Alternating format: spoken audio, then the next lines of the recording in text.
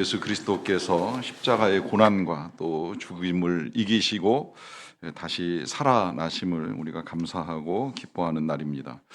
이 부활절 이전에 우리는 이제 고난 주간을 보냈어요. 특별히 지난 한 주간 동안에는 특별밤 기도의 시간들을 통해서 이 고난 주간을 직접 체험하며 기도하는 시간을 가졌는데, 이 체험과 이제 기도 가운데 더 특별한 은혜가 있지 않았나 하는 생각을 하게 됩니다.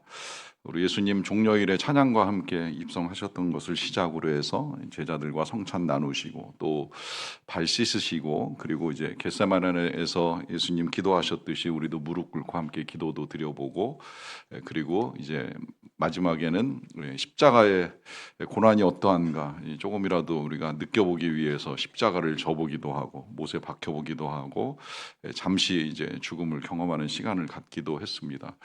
이후에 또 좀 성급하지만 이제 이 부활의 기쁨을 나누기 위해서 잠깐 이제 애찬의 시간까지 아주 이제 유익하게 시간을 보내다 보니까 그러다 보니까 오히려 이제 부활절이 더 특별하게 다가온다, 이제 이런 말씀하시는 분도 계시고, 실제로 부활은 이제 고난과 함께 이제 우리에게 다가온 예수님의 특별한 이제 은혜라 할 수 있습니다.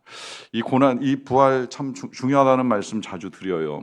부활이 중요한 건 이 부활이 우리 믿음의 근간이 되기 때문입니다. 우리가 주일마다 일주일에 한 번씩 교회 와서 이렇게 예배드리는 거, 그리고 봉사하는 거, 또 선교지 열방과 선교사님들을 품고 기도하고 때를 따라 그분들을 섬기는 모든 일의 밑바탕은 다 예수님의 부활 때문입니다.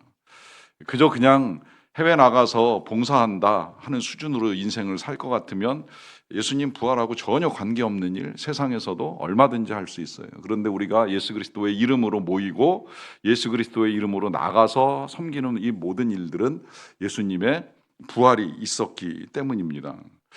문제는 이 부활 그렇게 중요함에도 불구하고 아직도 여전히 부활을 믿지 않고 살아가는 사람들이 세상에도 많지만 교회 안에도 있을 수 있다는 거예요. 가끔 이제 교인들과 이렇게 말씀 나눌 기회 있을 때에 이야기해 보면 성경에서 제일 믿기 힘든 두 가지 사건 꼽잖아요. 하나는 오병이요, 또 하나는 이제 부활을 꼽습니다. 그 물고기 2마리 떡 5개를 가지고 그 많은 사람이 한꺼번에 먹는다고, 이게 진짜 가능한 일인가 하는 이제 의문이 있고요. 그 다음에 죽었던 사람이 살아난다 하는 거, 이거에 대해서도 역시 이제 의심을 잘 못 떨칩니다. 왜 그럴까 생각을 해보면 뭐 여러 가지 이유가 있을 수 있다고 생각을 합니다만, 이게 이제 우리의 삶에 있어서 경험이 반복되지 않기 때문이라는 거예요. 그러다 보니까 이제 과학적 원리가 안 생겨요. 이 경험이 반복되고 실험을 여러 차례 하면서 결과가 나오게 되면 이제 이게 과학이 되고, 그래서 과학적으로 확증된 사실을 받아들이는 건 별로 어렵지가 않은데, 이게 아주 드물게 이제 있었던 사건들이잖아요. 그러다 보니까 이게 진짜 있을 수 있는 일이야? 더더군다나 우리가 사는 세상에서 갑자기 먹을 거가 확 늘어난다? 장례가 치르고 끝난 줄 알았는데 그런 사람이 다시 살아난다? 이게 있을 수 있는 일인가라고 하는 이제 의문을 많이 갖게 됩니다. 하지만 생각을 잘 해보면 모든 것들이 항상 동일하게 반복되는 건 없지요. 여러분, 어제의 경험이 오늘 똑같이 반복됩니까? 그저께의 경험이 어제 반복되었습니까? 매일의 나날들이 똑같습니까? 비슷하게 돌아갈 수는 있지만, 그러나 똑같은 게 반복되지 않는 것도 얼마든지 있을 수 있다는 거예요. 연기 하나가 올라가는 것만 봐도 어쩜 그렇게 매번 연기가 다른 방향으로 움직이는지, 이걸 어떻게 설명을 해야 되나? 이제 이걸 설명하기 위하여 최근에 과학에서는 뭐 카오스 이론도 나온다 하는 이야기를 듣기는 합니다만은, 지금도 그 누구도 이게 똑같은 방향으로 반복된다라고 하는 설명을 하기는 쉽지 않지요. 그만큼 이제 우리의 삶에는 반복되지 않는 경험들도 있을 수 있다는 거예요. 그리고 내가 경험하지 못한 일들도 있을 수 있다는 거죠. 그러니까 경험만을 가지고 믿음을 갖는다라고 하는 건 이제 굉장히 어려운 일이 될 수밖에 없는데요. 그러다 보니까 저는 그래서 우리 예수님 자신이 부활하시기 전에 미리 주변에 있는 사람들에게 이제 부활을 볼 기회를 주셨다고 생각을 해요. 그래서 예수님이 3번이나 사람을 살려내시는 일을 하시잖아요. 그 3번의 사람도 다 상황이 달라요. 어떤 사람은 죽은 지 얼마 안 되는 어린 소녀, 이거는 뭐 집에서 장례 치르는 중에 이제 바로 일으켜 세워주시는 거 볼 수 있고요. 그 다음에 이제 나인성 여인의 아들 같은 경우에는 이제 어느 정도의 장례가 진행돼서 이제 이 관이 나가는 중에, 그 성을 벗어나는 중에 예수님이 막아 세우고서 그 청년을 일으켜 세우는 걸로 부활을 경험시킵니다. 그리고 이제 또 하나는 이제 우리가 잘 아는 나사로 같이 아예 무덤 안에 들어갔어요. 장례가 끝났어요. 돌을 치워 열게 되면 냄새가 날 수 있을 정도로 사람들이 이제 꺼려하는 상황이 됐어요. 그런데 예수님이 돌을 치워 놓으라 하는 명령을 하시고 그 안에 죽음으로 누워있던 나사로에게 다시 명령하시잖아요. 나사로야 나오라 하시는 이 명령을 통해서 나사로가 부활하는 놀라운 일이 일어납니다. 왜 그러셨을까요? 왜 이걸 미리 보여주셨을까요? 그들이 다시 살아난 것처럼 우리 예수님도 부활하실 수 있다는 사실을 말로만 전하신 것이 아니라 실제로 보여주신 거예요. 그래서 주변에 있는 사람들, 특별히 우리 예수님을 따라다니는 제자들이 예수님이 하시는 말씀, 내가 여러 사람들에 의해서 고난을 받고 죽음을 당하지만 사흘 만에 일어나리라라고 하는 이 말씀이 그냥 공허하게 외치는 울림이 아니라, 헛되이 주장하는 이 공언이 아니라 실제로 이루어질 수 있는 사실이라는 걸 미리 알게 해주신 거예요. 이런 일이 그리고 예수님이 하신 일로만 드러나는 것이 아니라 구약에도 사람이 다시 살아나는 사건이 몇 번 기록이 되어 있습니다. 선지자 엘리야가 그랬잖아요. 그리고 그 뒤를 이은 엘리사도 죽은 아이를 살려내는 일을 합니다. 이런 일이 구약에도 있었는데 신약에 와서 불가능하다 할 수 없는 것이고, 그게 가능하다는 것을 미리 알려주시기 위해서 예수님이 사람들을 살려내시는 일을 보여주신 거예요. 그리고 때가 이르렀을 때에 이제 우리 예수님께서 고난을 당하고 죽음을 당하셨지만 그러나 사흘째 되는 날에 다시 살아나시는 일을 이제 이루신 것이죠. 오늘 우리는 그날을 기념하면서 이렇게 부활절 예배를 드리게 됩니다. 이런 일들이 분명히 있었음에도 불구하고 내가 경험하지 아니하였다, 사람들이 경험하지 아니하였다 해서 이것이 불가능하다라고 생각하는 건, 저는 그것이 우리 전능하신 하나님에 대한 오해라고 생각을 합니다. 왜냐하면 우리가 믿는 믿음의 내용 중에는 천지와 만물, 우리의 생명까지도 창조하신 하나님을 믿는 믿음이 있습니다. 그 모든 것들을 만드신 하나님께 있어서 부활이 불가능하다? 전 아니라고 생각해요. 분명히 무에서 유를 창조하신 하나님이신데 부활을 이루어내시는 것이 불가능하다, 믿을 수가 없을 수가 없는 것이죠. 혼돈에서 질서를 만드시고 우리가 지금 그렇게도 중요하게 여기는 과학적 원리와 흐름까지도 다 만들어내신 분이 하나님이시기 때문에, 우리의 생명을 창조하신 하나님이 죽은 자에게 다시 생명을 불어넣고 일어나게 하시는 일을 하시는 것이 불가능하다고 생각하지 않습니다. 단지 우리의 경험이 없을 뿐이고, 또 이게 반복돼도 저는 복잡하다고 생각을 해요.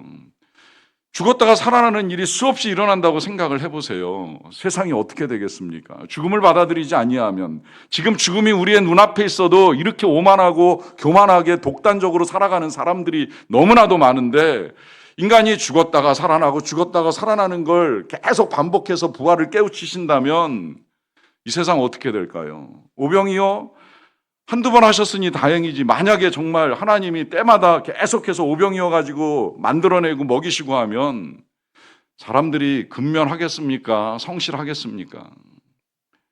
그 만나가 이스라엘 백성들에게 내렸던 것도 그들이 농사를 지을 수 없는 상황이고 이동을 해야 되는 광야이다 보니까 만나를 내려주신 것이지, 그들이 가나안 땅에 딱 도착하기가 무섭게 만나가 그치잖아요. 왜 그렇겠습니까?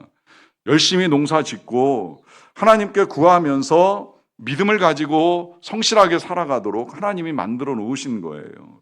이런 하나님의 뜻, 이런 하나님의 생각을 알지 못하면, 그러면 이제 우리의 생각 안에서 의심부터 앞세우고 불신앙부터 앞세우는 거예요. 그래서 어떻게 그 많은 사람을 먹이지? 어떻게 죽었던 자가 살아나지?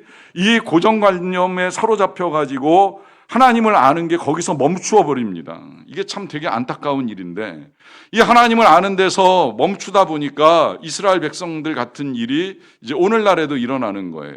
자, 어떤 일이 일어나는지는 우리가 앞에서도 이미 봤는데, 이 이스라엘 백성들의 이 무지 때문에 저질러지는 일로 인해서 오늘 본문 3절에서는 이제 이렇게 말씀을 하십니다. 그러므로 우리가 여호와를 알자, 힘써 여호와를 알자 그래요. 자, 여호와를 알자, 또 여호와를 알자라고 반복하는 건 그만큼 중요하기 때문에 강조 드린다고 말씀을 드렸어요. 앞에는 이제 우리가 여호와께로 돌아가자라고 하는 말이 있는데, 돌아가자는 말은 한 번밖에 안 해요. 그러니까 회심하고 회개하는 것보다 더 중요한 건 뭐냐면 하나님을 아는 믿음이 필요합니다. 그게 너무나 중요하니까 다시 한번 여호와를 알자 할 때 힘써 알아야 된다 그래요. 어떻게 해서든, 어떤 방법으로든, 뭐 열심히 예배를 드리든 아니면 열심히 성경을 보든 묵상을 하든 어떤 형태로든 하나님을 알아야 한다라고 하는 것 이제 너무나 중요하다라고 강조를 합니다. 그렇게 알고자만 한다면, 내가 조금이라도 더 하나님을 알기 위해서 애를 쓴다고 하면 어떤 일이 일어나느냐? 그의 나타나심을 경험하게 되는데, 그는 새벽 빛같이 어김없이 나타나거나 아니면 비와 같이, 땅을 적시는 늦은 비와 같이 우리에게 임하시리라 라고 하는 말씀을 하세요. 여러분, 새벽빛 아시죠? 이 새벽빛, 이제 캄캄한 어둠이 지나고 아침이 다가올 때에 이제 다가오는 빛인데, 여러분, 이것이 멈춘 날이 있습니까? 단 하루라도 멈추는 걸 경험해 보신 적이 있습니까? 없지요. 새벽빛은 어김이 없어요. 물론 때에 따라 정말 언제 아침이 밝아오는 거야 할 때가 있어요. 뭐 요즘은 이제 해가 일찍 뜨니까 이제 그렇지 않은데, 겨울 되면 아침 7시가 되도록 캄캄하잖아요. 그러면 도대체 해가 언제 밝지 하는 생각을 할 때가 있는데, 그런 날도 어김없이 해는 떠오릅니다. 또 아침에 비가 많이 내리면 해가 늦게 뜨는 것 같은 느낌이 들어요. 사실 해가 늦게 뜨는 것이 아니라 이미 해는 밝았지만 구름에 의해서 가리워졌을 뿐인데, 그렇게 가리워진 어둠 속에서도 시간이 지나면 밝아오는 아침을 우리가 분명하게 경험을 합니다. 이런 것처럼 우리가 힘써 여호와를 알기 위해서 애를 쓰면 어김없이 하나님은 하나님을 드러내신다는 거예요. 하나님을 알만한 것들을 우리의 마음에 주셨고, 또 그 하나님을 알 수 있는 말씀을 우리에게 허락하여 주셨기 때문에 알고자만 하면 얼마든지 하나님을 알 수 있는 길은 열려 있다는 것이죠.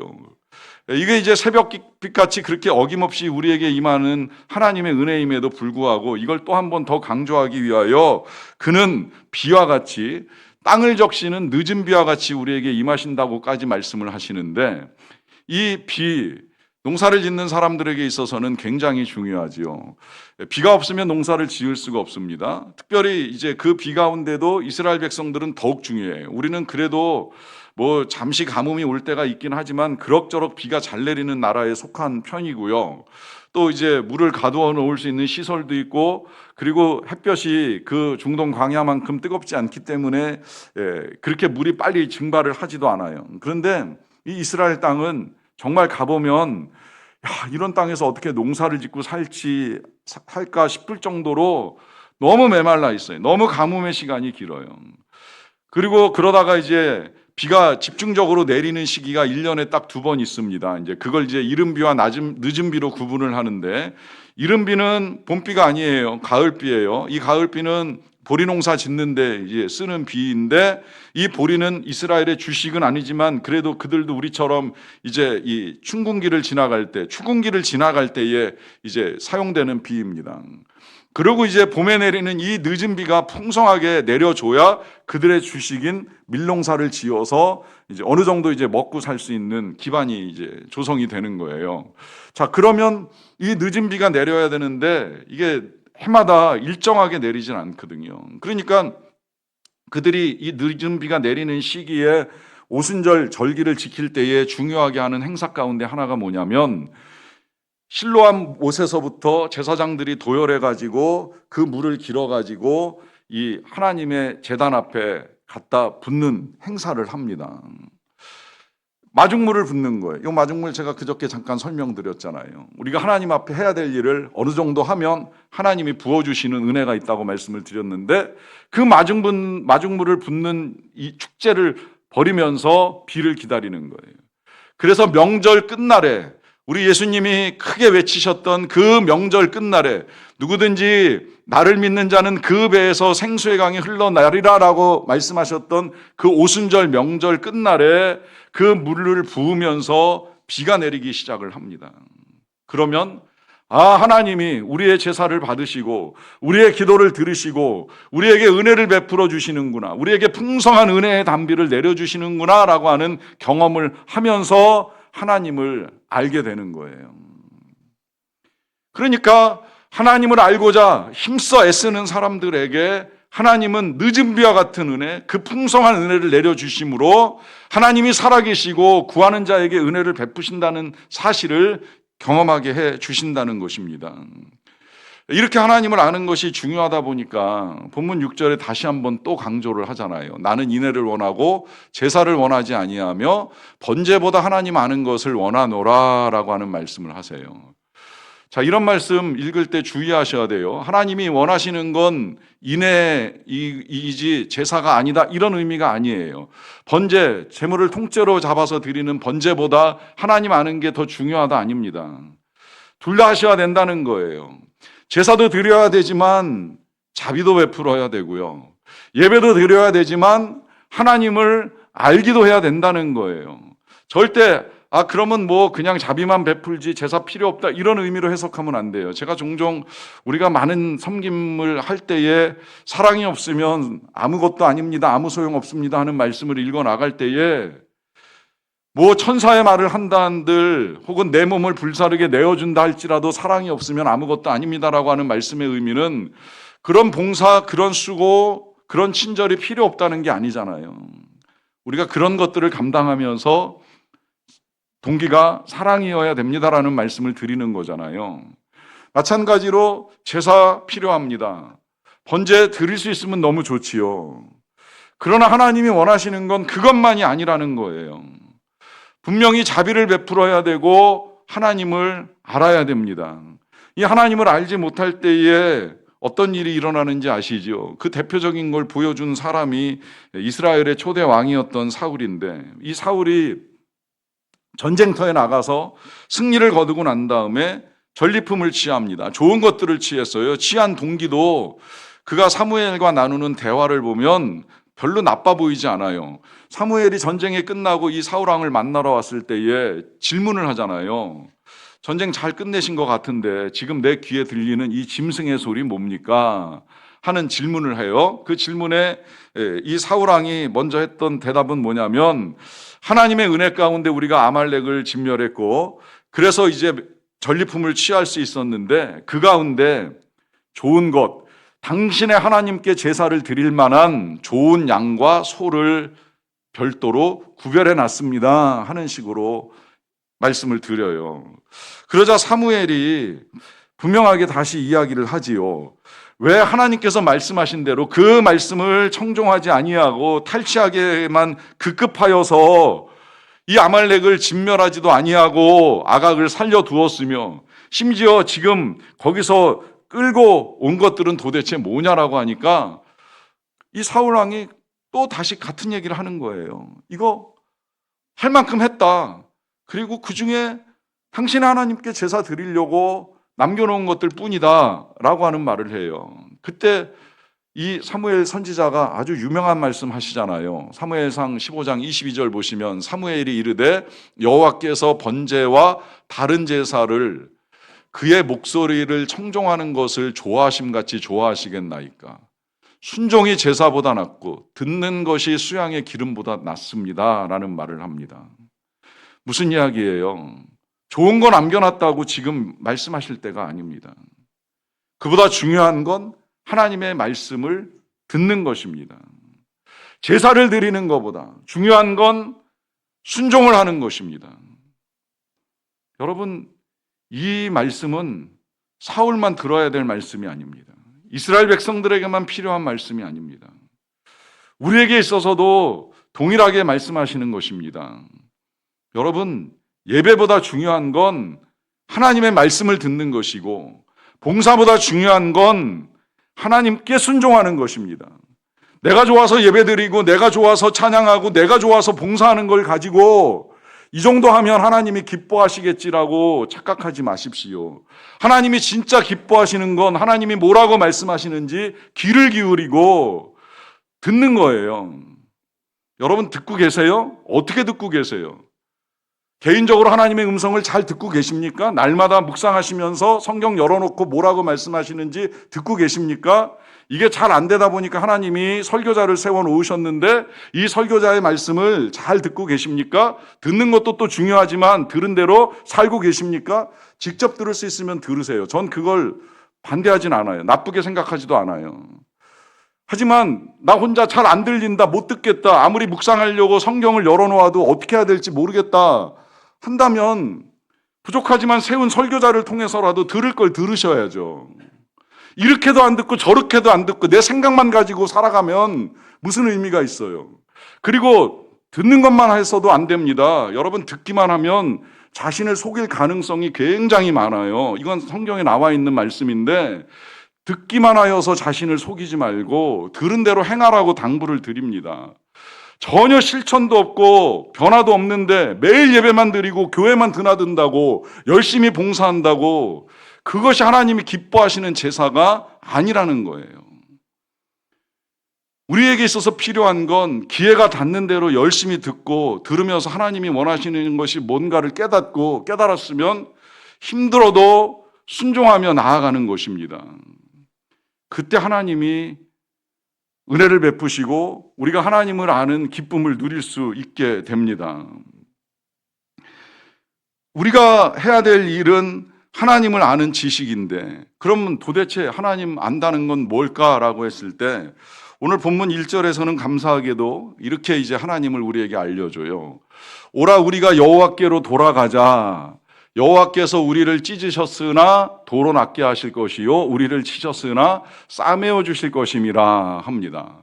자, 이 말씀은 조금 신학적으로 이제 논란은 있어요. 도대체 이 말을 호세아 선지자가 한 말인지 이스라엘 백성들이 한 말인지에 대해서 약간의 논란이 있어요. 그런데 뭐 크게 틀리진 않아요. 그렇다고 100%또 맞다고 하기도 좀 어려운 것이 뭐냐면 여호와께서 우리를 찢으셨다, 여호와께서 우리를 치셨다. 저는 늘 이 말에 그렇게 크게 동의를 하지는 않아요. 왜냐하면 우리가 때때로 상처를 받고 고통을 받는 건 우리의 욕심 때문일 수도 있고 주변 사람들의 악함 때문일 수도 있는데 이걸 다 무조건 여호와께서 치셨다, 찢으셨다 이렇게는 생각하고 싶지 않아요. 그러나 분명한 사실 있잖아요. 어떻게 우리가 찢어지고 어떻게 우리가 상처와 고통을 당했든지 하나님은 도로 낫게 하시는 분, 하나님은 우리를 싸매어 주시는 분이라는 것, 이건 정말 틀림없는 사실입니다. 여러분 이 하나님을 기억하시고 잊지 마십시오. 우리가 살면서 내 욕심 때문에 상처를 당하고 사람 잘못 만나서 여러 가지 고통을 겪을 수는 있습니다. 하지만 그 모든 것들 가운데 여호와께로 돌아간다면 하나님을 찾는다면 그렇다면 하나님이 여러분들의 아픔을 능히 이해하시고 고쳐주실 거예요. 그리고 싸매주실 거예요. 분명히 경험하십니다. 물론 시간이 걸릴 수 있어요. 이 상처라는 거 크면 클수록 시간 걸려요. 병이 크면 클수록 치료하는데 어쨌든 시간이 많이 걸리잖아요. 그런데 시간이 지나면 돌아보아 하나님이 이걸 고치셨구나, 이걸 싸매셨구나 하는 사실을 분명하게 경험하실 수 있게 됩니다. 분명하게 회복시키시는 하나님의 역사가 나타나게 됩니다. 그 회복이 또 어떻게 나타나느냐? 2절로 넘어가서 보시게 되면 여호와께서 이틀 후에 우리를 살리시며 셋째 날에 우리를 일으키시리니 우리가 그의 앞에 서리라 라고 하는 말씀을 하십니다. 자, 여기 이틀 후에 살리신다, 셋째 날에 일으키신다라고 하는 이 말씀, 머지않은 시간에 하나님이 분명하게 다시 살리시고 일으켜 주신다는 믿음을 가지고 선포하는 메시지입니다. 참 이 메시지 볼 때마다 놀라운 것이 이틀 후에 살리신다, 셋째 날에 일으키신다는 이것이 이 구약에서 선포된 말씀인데 부활 이전이에요. 우리 예수님의 부활 이전에 그들이 이런 선포를 했어요. 물론 믿음을 가지고 했는지 안 했는지는 불확실하지만 적어도 이런 정도의 믿음은 가지고 있는 거예요. 지금 당장에는 정말 내 삶에 찢어지는 고통과 아픔이 있지만 그럼에도 불구하고 시간이 지나면 머지않은 시간에 우리 하나님께서 우리를 살리시든지 일으키시든지 우리 안에 선한 변화를 일으키실 것에 대한 분명한 믿음을 가지고 고백을 하는 것입니다. 이게 부활을 모르던 사람들, 예수님의 부활 이전에 사람들이 가지고 있었던 믿음이라는 사실이에요. 그런 이야기가 있더라고요. 아리마대 요셉이 어느 날 퇴근을 하고 집에 와가지고 부인하고 대화를 나눕니다. 아리마대 요셉 아시죠? 우리 예수님이 장사된 무덤이 이 요셉이 주인이었던 이제 그 집 사람이잖아요. 자, 집에 와서 퇴근해가지고 이제 부인하고 이런 대화를 나누는 거예요. 예수님이라는 분이 무덤을 빌려달래. 그래서 그래서 고민인데 부인이 다시 반문하는 거예요. 당신 그 무덤 파느라고 돈도 많이 들고 굉장히 힘들었잖아.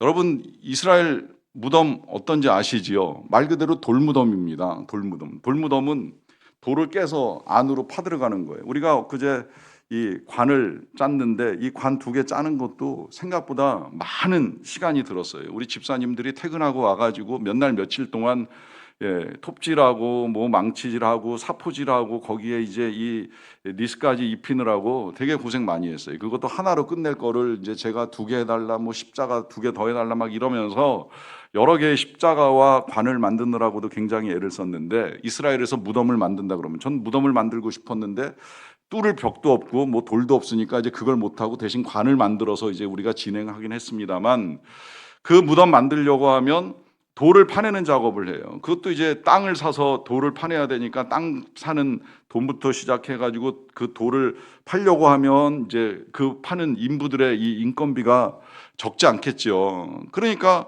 돈 많이 들어서 이제 자기가 들어갈 묘실을 만들어 놨는데 어느 날 이제 예수님이 그걸 좀 빌려달라라고 하니까 부인이 생각할 때는 좀 이제 이해가 안 되는 거예요. 그래서 당신 그렇게도 고생해가지고 돈 들여서 무덤을 팠는데 그걸 어떻게 하기로 했어? 그랬는데 빌려주기로 했다는 거예요. 그렇게 돈 들었는데 빌려주는 거야? 그랬더니 그분이 그러셨다는 거예요. 한 이틀만 쓰면 됩니다. 자, 여러분 요셉이 이 말을 믿었을까요? 안 믿었을까요? 저는 이 이야기를 보면서 그래서 이 요셉이 원래 두렵고 떨던 사람인데 예수님 돌아가셨을 때 직접 예수님의 몸을 처리하잖아요. 당돌하게 당돌하게 빌라도에게 들어가서 예수님의 시신을 받아가지고 나와서 장례를 치릅니다. 정말 이틀 만에 예수님 부활할 것을 믿었나? 물론 아니겠지요. 그렇지만 그 담대함, 두려워 떨었던 사람이라고 표현된 이 요셉이 예수님의 시신을 처리할 수 있는 그 담대함은 예수님의 말씀을 믿은 거예요. 그리고 예수님을 믿은 거예요. 이 예수님이 돌아가시는 그 순간까지 보여준 그 죽음을 받아들이는 모습, 저들을 용서해달라고 자신의 영혼을 아버지께 의탁하는 그 예수님의 모습 안에서 예수님의 의로우심을 본 거예요. 하나님의 아들이 아니라면 말할 수 없는 그 예수님의 고백들을 보면서 이분은 정말 대단하신 분이구나. 말씀대로 사신 분이구나. 그렇다면 말씀대로 일어나시지 아니할까? 내 무덤에 모셔야 되겠다는 믿음을 가지는 거죠. 여러분 이 사건들이 다 부활 이전에 우리 예수님의 부활 이전에 사람들이 다 보여주는 모습이에요. 그렇다고 한다면 오늘 이 시대에 너무 많은 증거도 있고 너무 많은 증인이 있잖아요. 사도 바울이 그러잖아요. 나에게도 나타나셨다. 11제자에게 나타나시고 500여 형제에게 보이셨는데 이 많은 증인들이 증거하고 있는 이 부활을 믿지 못할 이유가 어디에 있겠습니까, 여러분? 부활 이전의 사람들도 부활을 믿으면서 살아왔는데 하나님이 고쳐주실 거라고, 하나님이 싸매어 주실 거라고, 하나님이 살리시고 하나님이 일으켜 주실 것이라고 믿으면서 살아왔는데 오늘 너무나 많은 증인과 증거의 삶을 살아가는 우리들이 부활을 믿지 못할 일이 어디 있겠어요? 우리 예수님이 그래서 나사로의 무덤 앞에서 분명하게 이렇게 말씀하셨잖아요. 요한복음 11장 25, 6절입니다. 예수께서 이르시되 나는 부활이다, 나는 생명이다, 나를 믿는 자는 죽어도 살겠고 무릇 살아서 나를 믿는 자는 영원히 죽지 아니하리니 이것을 네가 믿느냐. 주님이 오늘 저와 여러분들에게 질문하십니다. 예수님의 말씀대로 살아나신 그 생명을 가지신 예수 그리스도께서 말씀하십니다. 우리가 지난 고난주간에 떡과 잔을 나누면서 예수님이 하신 말씀을 되새겨 봤잖아요. 나는 하늘에서 내려온 떡이다. 그래서 내 살을 먹고 내 피를 마시는 자마다 영생을 가졌다고 말씀을 하셨어요. 자, 이 말씀이 가능한 말씀이라고 생각을 합니까? 주님의 살을 먹고 주님의 피를 마시는 자마다 영생을 가진다. 이게 보통 사람이 말을 하면 헛소리예요. 주는 건 떡을 주고 포도주를 주면서 내 살을 먹으라 내 피를 마시라 하면서 이걸 먹고 이걸 마시면 영생한다. 보통 사람이 그런 말을 했다고 생각을 해보세요. 그야말로 거짓말이죠. 그런데 예수님이 하셨잖아요.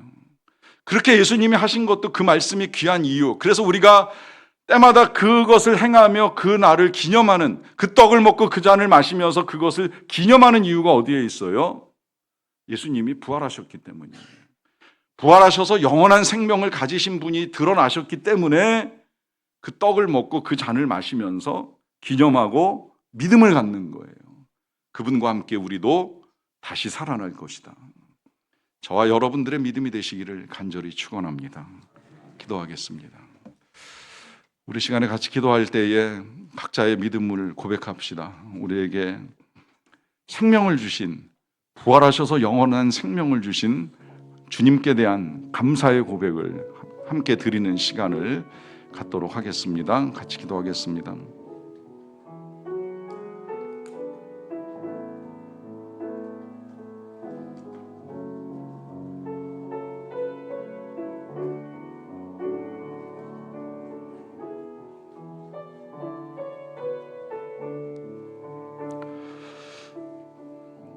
하나님 아버지 감사합니다. 하나님의 아들 우리 주 예수 그리스도께서 부활하심으로 말미암아 우리가 생명을 가지고 살아가는 하나님의 자녀가 되게 하신 것을 감사드리옵나이다.